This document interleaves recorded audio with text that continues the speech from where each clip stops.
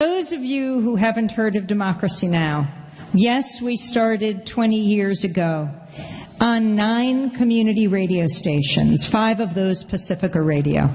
Pacifica Radio, founded in 1949 in Berkeley, California, KPFA, by a war resistor who came out of the detention camps and said there has to be a media outlet not run by corporations that profit from war, but run by journalists and artists.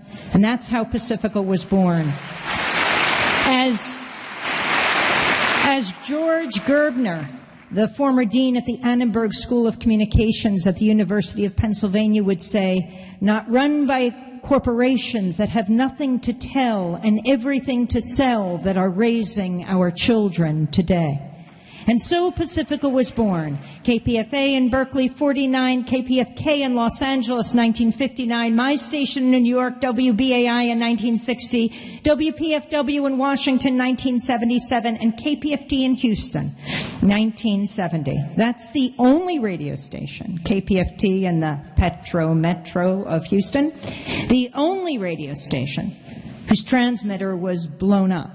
They went on the air in the spring of 1970, and within a few weeks, the Ku Klux Klan strapped dynamite to the base of the transmitter and blew it to smithereens. When they got back on their feet and rebuilt the transmitter, the Klan strapped 15 times the dynamite to the base of the transmitter and blew it up again. Oh, they blew it up in the middle of Arlo Guthrie singing Alice's Restaurant, which I thought was a good song, but...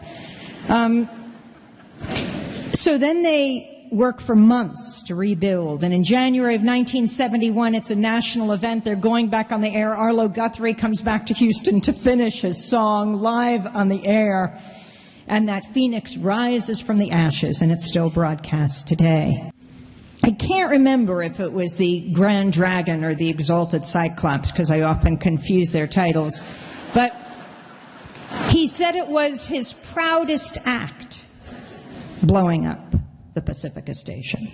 I think because he understood how dangerous independent media is.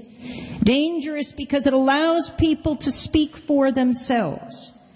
And when you hear someone speaking from their own experience, whether it's a Palestinian child or an Israeli grandmother, whether it's an uncle in Afghanistan, an aunt in Iraq, whether it's a young person from Ferguson, or someone poisoned in Flint. When you hear someone speaking from their own experience, it challenges the stereotypes. I'm not saying you'll agree with them. I mean, how often do we even agree with our family members? But you begin to understand where they're coming from. It makes it much less likely that you'll want to destroy them. That understanding is the beginning of peace. I think the media can be the greatest force for peace on earth. Instead, all too often, it's wielded as a weapon of war, which is why we have to take the media back. Could you imagine if for just 1 week we saw the images of war, which continues? Afghanistan, the longest war in U.S. history, continues, even in Iraq, in Syria, in Yemen. If we saw the images of war, if we saw the front page of the papers every day, just imagine for 1 week of a child dead on the ground and a story about what happened to her and her family.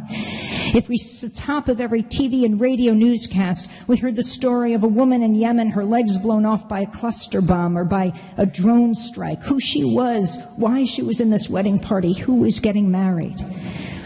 If we saw those images of a soldier dead and dying for just 1 week, Americans are a compassionate people. They would say, no, war is not the answer to conflict in the 21st century. We need a media that gives voice to all of the movements today. The Black Lives Matter movement, the environmental justice movement, the gay, lesbian, trans, queer movement, the peace, the war and peace movement, all of these movements that are making this country great.